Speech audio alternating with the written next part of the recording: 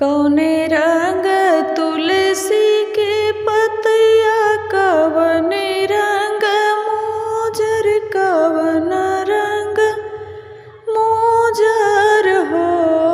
कौने रंग तुलसी के पतिया, कवन रंग मोजर, कवन रंग मोजर हो।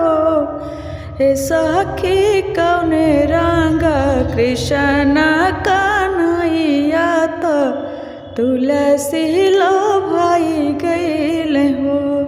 हे सखी कौने रंग कृष्ण कन्हैया, तो तुलसी लो भाई गईल हो। हरे रंग तुलसी के पतिया, तो श्याम रंग मोजर, श्याम रंग मोजर हो। हे सखी सौरे रंग कृष्ण कन्हैया, तो तुलसी लो भाई गईल हो। हे सखी सावर रंग कृष्ण कन्हैया, तो तुलसी लो भाई गईल हो।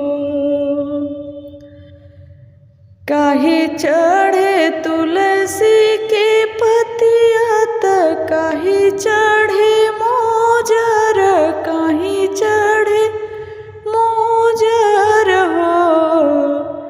के का चढ़े तुलसी के पतिया, तो के का चढ़े मोजर, के का चढ़े मोजर हो। हे सखी के का चढ़े कृष्ण कन्हैया, तो तुलसी लो भाई गईली हो। हे सखी के का चढ़े कृष्ण कन्हैया, तो तुलसी लो भाई गईल हो। जल चढ़े तुलसी के पतिया, तो जल चढ़े मोजर, जल चढ़े मोजर हो। जल चढ़े तुलसी के पतिया पर, जल चढ़े मोजर पे, जल चढ़े मोजर हो। हे सखी माखन चढ़े कृष्ण कन्हैया, तो तुलसी लो भाई गईली हो।